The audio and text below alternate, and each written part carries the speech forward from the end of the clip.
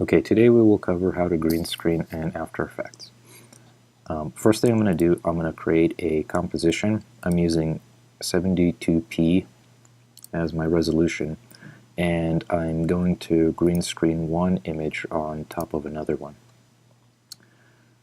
So I'm going to open up my comp, and I'm going to drag in my assets, and I'm going to be using for my background image, these protesters here.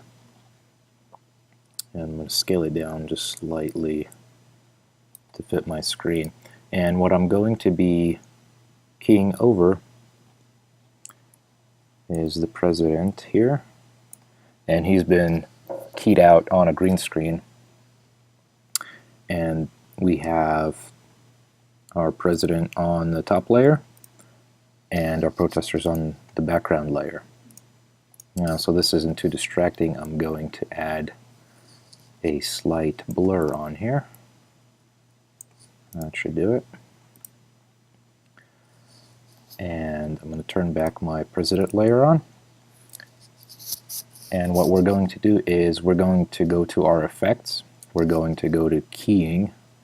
We're going to select Key Light 1.2.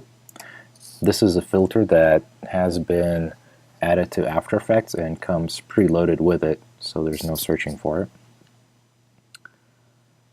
And the first thing we're going to do is we're going to select our screen color, and we'll use the eyedropper, and we're just going to select part of that green there.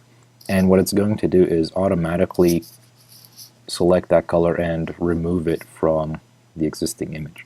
So if we were to pan this around now, we see that it's a complete cutout now. There is a little bit of artifacting around the edges here, and we can see this if we zoom in a little bit. So what we can do here is we can tweak our key light settings, and we'll just have to kind of play around with it a little bit. So what we're going to do is we're going to go to our matte, and we're going to mess around with our clip black and clip white. And it may not be perfect, but we're just going to try and remove just a tiny little bit, just so it doesn't protrude outside of the borders here. And so now if we scroll across our timeline, we can see that we have a perfect key of our foreground footage versus our background.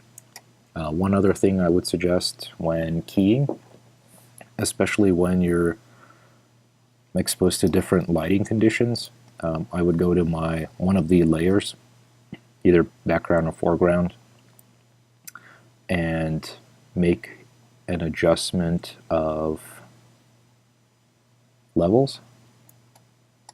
And what that's going to do is help stick the